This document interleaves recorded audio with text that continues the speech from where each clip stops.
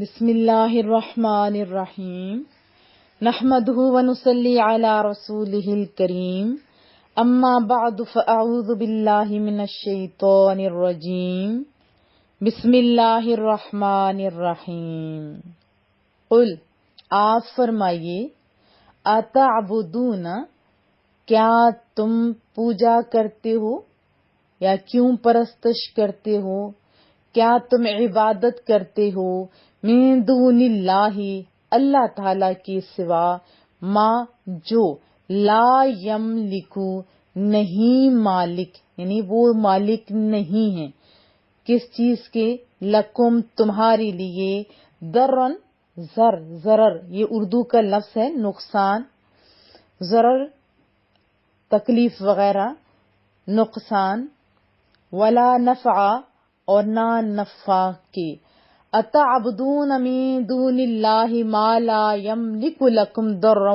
ولا نفعا کیا تم اللہ کے سوا اس کی عبادت کرتے ہو جو تمہارے نفع اور نقصان کے مالک نہیں ہیں، واللہ اور اللہ تعالی هو السمیع وہی سننے والا ہے، یعنی اللہ ہی سننے والا ہے، علیم سب کچھ جاننے والا ہے، واللہ هو السمیع العلیم اور اللہ تعالی ہی سب کچھ سننے والا، سب کچھ جاننے والا ہے۔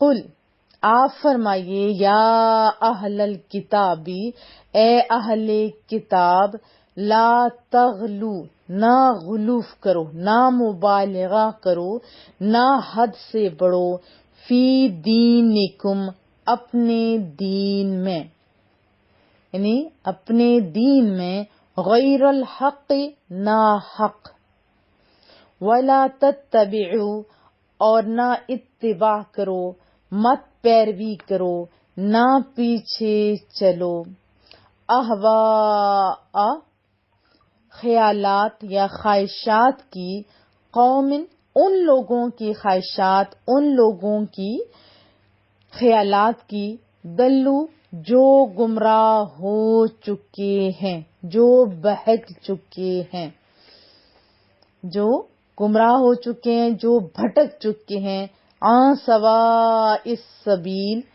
راہ راست سے، سیدھے راستے سے، راست بھی تو راستے کو ہی کہتے ہیں نا۔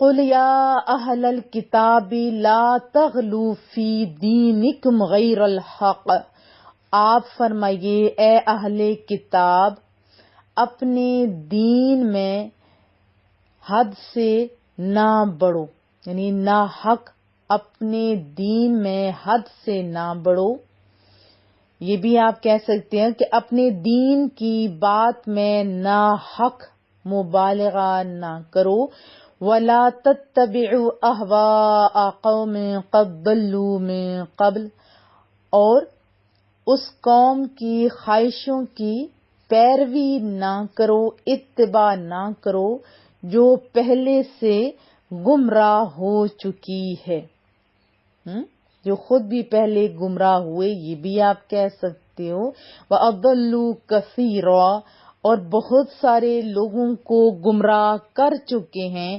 وَضَلُّوا عَن سَوَاءِ السَّبِيلِ اور راہ راست سے، سیدھے راستے سے بھٹک چکی ہیں۔ وضاحت جان لیتے ہیں، اس آیت میں الہ کے بارے میں بتایا گیا کہ الہ معبود جس کی عبادت کی جائے اللہ وہی ہو سکتا ہے جو نفع اور نقصان وغیرہ ہر چیز پر ذاتی قدرت رکھتا ہو، اور جو ذاتی قدرت نہیں رکھتا وہ عبادت کے لائق بھی نہیں ہو سکتا۔ اب دیکھیں اس میں ایک لفظ ہے نفع اور نقصان، اس پہ توجہ کی حاجت ہے۔ آپ کوئی نفع یا نقصان آپ کو دے تو اس کا مطلب ہے کہ شرک ہو گیا، نہیں۔ دیکھیں میں آپ کو نفع دے رہی ہوں، بہت بڑی دولت، علم کی دولت آپ کو دے رہی ہوں، ایک ہوتی ہے جسم کی غذا، دوسری ہوتی ہے روح کی غذا۔ جسم کی غذا عارضی ہوتی ہے اور روح کی غذا دیر پا ہوتی ہے، دنیا میں بھی اس کا فائدہ ہوتا ہے، آخرت میں بھی اس کا فائدہ ہوتا ہے، اور جنت کا انسان مستحق ہو جاتا ہے عمل بھی کر کے، سنے بھی تو۔ لیکن دیکھیں، اللہ نے مجھے یہ مواقع دیے تب میں آپ کو فائدہ دے رہی ہوں، یہ سہولت آپ تک پہنچانے کی اللہ نے آسانیاں پیدا کی، آپ جیسے سننے والے لوگ دیے، مجھے اللہ نے بولنے کی صلاحیت دی، تھوڑا سا علم دے دیا، تو اس طرح میں ذاتی طور پہ نہیں، اللہ کی عطا سے ہی میں آپ تک یہ نفع، یہ فائدہ یا جو آپ کے لیے علم کی دولت ہے وہ پہنچا رہی ہوں۔ بہت ساری ایڈمنز بھی درمیان میں ہوتی ہیں، کچھ لکھ رہا ہوتا ہے، کوئی فارورڈ کر رہا ہوتا ہے، تو اس طرح آپ تک یہ بات پہنچتی ہے۔ اب بات ہو رہی تھی یہاں پہ جیسے حضرت عیسیٰ علیہ السلام کی، ٹھیک ہے، وہ بھی تو نفع اور نقصان پہنچاتے تھے، جیسے مردہ زندہ کرتے تھے، بیماروں کو شفا دیتے تھے، اندھوں کو بینا کرتے تھے، کوڑوں کو تندرست کرتے تھے، ہے نا، قرآن کریم میں ہی تذکرہ ہے نا ہر جگہ۔ تو کیا وہ جو نفع پہنچا رہے تھے انسان ہی تو تھے نا، مردہ کو زندہ کر رہے تھے، یہ سارا کچھ۔ اور یہ بھی یاد رکھیں ہمارے جیسے انسان نہیں تھے، وہ افضل انسان تھے، اللہ کے نبی تھے۔ لیکن جیسے آج کل باتیں ہوتی ہیں، میں اس لحاظ سے بات کر رہی ہوں، وہ سب کچھ کر رہے تھے لیکن وہ اللہ کے اذن سے کر رہے تھے۔ خالی نفع یا نقصان پہنچانے سے شرک ہوتا تو یہ قرآن کریم کیا بتاتا؟ آج کل کے جو لوگ بڑے ڈاڈے سیانے ہو گئے ہیں اس کے بارے میں بھی انشاءاللہ آگے جا کے بات کریں گے۔ ابھی جو بات ہو رہی ہے اتنا ہی سمجھیے کہ حضرت عیسیٰ علیہ السلام یہ سب کچھ کرتے ہیں، لیکن اللہ کی عطا سے، قرآن کریم بھی کھول کے دیکھیے، وہاں بھی آپ کو بِإِذْنِ اللہ کا لفظ آئے گا۔ کسی جگہ بھی حضرت عیسیٰ علیہ السلام نے یہ نہیں فرمایا یہ میں خود کر رہا ہوں، نہیں، اللہ کے اذن سے کر رہا ہوں، ٹھیک ہے۔ اور پھر ساتھ ہی اس آیت میں ایک اور غلف کی بات آئی، جیسے حضرت عیسیٰ علیہ السلام کی نبوت کو یہودی مانتے نہیں تھے، یہی تھی نا زیادتی، غلف تھا یہودیوں کا، اور نصارہ کی زیادتی یہ تھی کہ وہ انہیں، یا غلف یہ تھا کہ وہ حضرت عیسیٰ علیہ السلام کو اپنا معبود بنا بیٹھے تھے۔ تو سب کو کیا فرمایا کہ دین میں زیادتی نہ کرو اور گمراہ لوگوں کی پیروی نہ کرو، یعنی اپنے جو بد دین ماں باپ ہیں ان کے پیچھے نہیں چلو، اگر حق والے پیرنٹس ہیں تو ان کے پیچھے چلو، یہی انبیاء کرام کا طریقہ ہے۔ یقیناً آپ کو سمجھ آ گئی ہوگی کہ رب کریم عیسائیوں کو بھی فرما رہا ہے کہ افراط اور تفریط سے کام لینا چھوڑو اور حضرت مسیح علیہ السلام کی صحیح تعلیمات پر اپنے عقائد کی بنیاد رکھو۔ تمہارے عقیدہ تثلیث، اس کو بھی میں وضاحت کر چکی ہوں، حضرت عیسیٰ علیہ السلام کی تعلیمات سے دور کا بھی واسطہ نہیں ہے، بلکہ تم نے تو دوسری گم کردہ قوموں کے مشرکانہ نظریات کو اپنانا شروع کر دیا ہے، اپنے صاف سادہ عقیدہ توحید کو یونانی اور رومی فلسفہ کی بھینٹ چڑھا کر اس کو بالکل مسخ کر کے رکھ دیا ہے۔ فرمایا گیا چھوڑو ان خود ساختہ عقیدوں کو اور حضرت عیسیٰ علیہ السلام کے سچے دین کو مضبوطی سے پکڑ لو۔ یہ آیات ہمارے لیے کیوں ہیں، اس پہ بھی غور کر لیتے ہیں۔ دیکھیں جو انبیاء کی ڈیوٹیاں تھیں، آج اس امت کے اولیاء کرام صالحین کی ڈیوٹیاں ہیں۔ اب دیکھیں جیسے پیری فقیری کا یہ سلسلہ ہے، اچھا ہے، یہ لوگ پہلے لوگوں کو ہدایت کی راہ دکھایا کرتے تھے، پوچھا کرتے تھے پراپر۔ آج بھی ایسے لوگ موجود ہیں، ہاں 2 نمبری لوگ بھی پروموٹ ہو رہے ہیں، بلکہ وہ زیادہ پروموٹ ہو رہے ہیں کیونکہ وہ کوئی پابندیاں نہیں لگاتے، وہ نماز روزے کا نہیں کہتے، وہ پردے کا نہیں کہتے، اس وجہ سے وہ لوگ پروموٹ ہو رہے ہیں، ہے نا ایسی بات۔ اور آج بھی جو لوگ 1 نمبر لوگ ہیں ان سے لوگ دور بھاگتے ہیں کہ کہیں یہ نہ پوچھ بیٹھیں کہ تم نے یہ دین کے مطابق کام کیا یا نہیں۔ اب 2 نمبر پروموٹ کیوں ہو رہے ہیں؟ اس کی وجہ ہے کہ ہم سارے 2 نمبرے ہیں، 1 نمبر ہوتے تو ان کو پروموٹ ہونے دیتے، کبھی بھی ایسا نہ ہوتا، بلکہ ان کے تو یہ در کھلنے سے پہلے بند ہو جاتے، انہیں پتا ہوتا کہ یہ لوگ تو آنکھیں کھول بیٹھے۔ 2 نمبری لوگ، میں بار بار آپ کو کہتی ہوں کہ اگر کوئی شریعت محمدی کا پابند نہیں ہے، اگر اڑ کے بھی دکھا دے تو اس کے پیچھے مت چلو۔ ہاں جو شریعت محمدی کے سچے پیروکار ہیں، چلنے والے ہیں، عملی طور پر صحیح العقیدہ ہیں، تو ان سے فیض حاصل کیا جاتا ہے اور کیا جانا بھی چاہیے.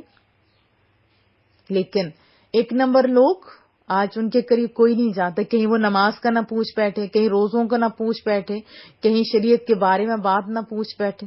ہے نا ایسی بات؟ ہم لوگوں کو بھی وہی پسند ہوتے ہیں جو ہمارے اوپر سختیاں نہیں کرتے. حالانکہ وہ سختیاں نہیں ہیں، وہ اللہ کے احکامات ہیں جو ہمیں بتاتے ہیں. تو بہر طور پر اولیاء کرام کی تعظیم کرنا اور ان کے فیوز و برکات حاصل کرنا زندہ ہوں تو بھی جائز ہے. اور ضمناً عرض کر دوں کہ مزارات پر بھی لوگ حاضری دیتے ہیں، یہ بھی جائز اور پسندیدہ عمل کہہ سکتے ہیں، کیونکہ وہاں جا کے اللہ کے جو مقبول بندے ہیں، وہاں جا کے انسان کو احساس ہوتا ہے کہ یہ وہ لوگ تھے جنہوں نے اپنے اللہ سے لگایا تھا، جنہوں نے اپنا تعلق اپنے اللہ سے مضبوط کیا تھا، جنہوں نے اپنی ساری زندگی اللہ کو یاد کیا تھا. وہ قرآن کریم کی آیت ہے نا، اور احادیث طیبہ میں بھی ہے کہ تم مجھے یاد کرو میں تمہیں یاد کروں گا. بندہ اتنا ہی یاد کرتا ہے جتنا اس کی لائف ہوتی ہے، اور پھر اللہ جب تک رہتا ہے پھر لوگوں کے دلوں میں محبتیں وہ ڈالتا رہتا ہوتا ہے. اور جو لوگ اللہ سے تعلق نہیں رکھتے ان کے قبروں پہ جائیں تو وہ بھی ڈراؤنی لگتی ہیں. ہے نا ایسی بات؟ تو جانا چاہیے، فائدہ ہوتا ہے، بندے کا دل کرتا ہے کہ ہم بھی کیوں نہ اچھے کام کریں. ٹھیک ہے. اور بڑے بڑے لوگ جو صالحین ہیں وہ جاتے تھے، جیسے امام شافعی کا آپ دیکھیں، امام ابو حنیفہ کے مزارات پہ جا کے وہاں دعائیں بھی کرتے تھے کہ اللہ کے تیرے مقبول بندے ہیں.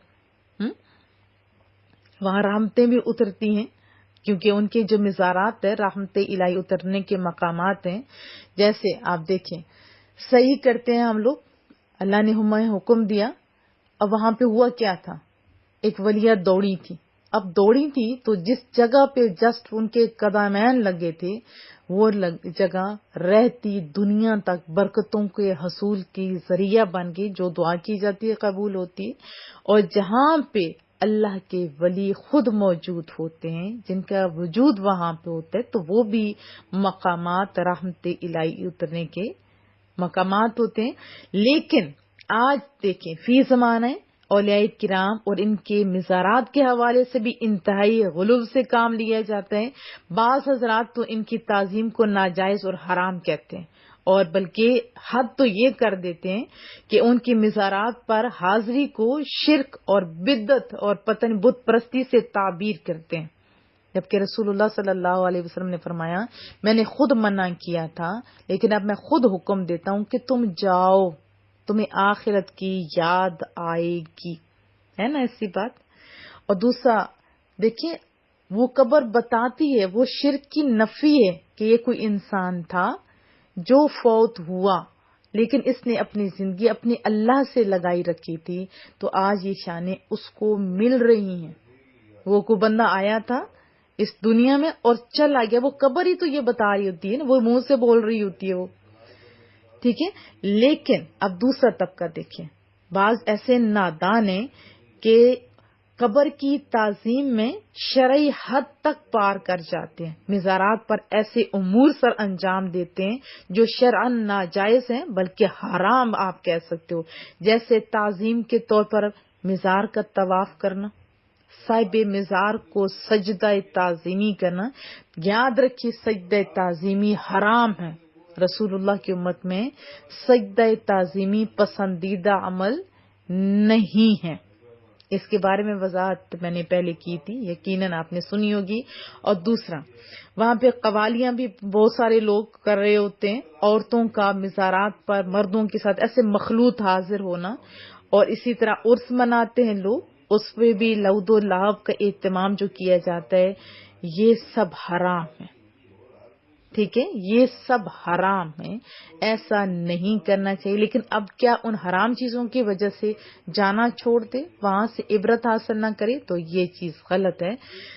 اب تعظیم اولیاء کو ناجائز اور حرام کہنے والوں اور مزارات پر حاضری کو شرک اور بت پرستی سمجھنے والوں کو بھی چاہیے کہ ان آیات کو سامنے رکھیں اور اپنی حالت پر غور کریں اور شرعاً جائز عمل کو اپنی طرف سے ناجائز اور حرام کہہ کر دین میں زیادتی نہ کریں بلکہ حق کی پیروی کریں، اور مزارات پر ناجائز اور حرام کام کرنے والوں کو چاہیے کہ وہ بھی اپنے ان غلط افعال سے باز آ جائیں تاکہ دشمنان اسلام ان کی نادانیوں کی وجہ سے لوگوں کو اللہ کے مقبول بندوں سے دور کرنے کی سعی نہ کریں۔ دیکھیں، یہ جرائم آپ کرتے ہیں لیکن اس کا غلط اثر ہوتا ہے، اور جو اسلام میں چیز پسندیدہ نہیں اس کام کے کرنے کا فائدہ بھی نہیں ہے۔ ٹھیک ہے، تو مجھے امید ہے انشاءاللہ تعالی ہم لوگ عقل سے کام لیں گے۔ تو کیا میں توقع رکھوں؟ ایک آدمی جو رسول اللہ صلی اللہ علیہ وسلم کے قبر انور کے ساتھ لپٹے ہوئے تھے، تو اس وقت کے جو عبد الملک بن مروان غالباً ان کا نام تھا، یہ بڑی مشہور بات ہے، پہلے بھی سنائی، اب ذہن سے نام ان کا یعنی ڈاؤٹ سا ہو رہا ہے، بات بار آپ کو سمجھ آ جائے گی۔ تو اس نے فوراً کہا کہ تم یہ کیا کر رہے ہو، تم یہ شرک کر رہے ہو۔ اب انہوں نے اپنا منہ اوپر کیا اور وہ دیکھ کے حیران ہو گئے۔ وہ کون تھے آپ جانتے ہیں؟ حضرت ابو ایوب انصاری۔ تو انہوں نے بڑا خوبصورت جواب دیا کہ تو مجھے ہی سکھا رہا ہے، میں نے تو دین توحید رسول اللہ سے سیکھی ہے، میں کسی پتھر کے نہیں لپٹ کے یہ کر رہا، میں اپنے رسول اللہ سے اپنی محبتوں کا اظہار کر رہا ہوں۔ تو آپ جو کچھ دیکھتے بھی ہوتے ہیں تو ذرا سنبھل کے کام لیا کیجئے، دلوں کا حال اللہ جانتا ہوتا ہے۔ تو باہر طور پر جو باتیں کی ان کو سمجھنے کی بھی کوشش کیجئے۔ اللہ آپ کی عزتوں میں اضافہ فرمائے۔ دعاؤں کی درخواست رہے گی۔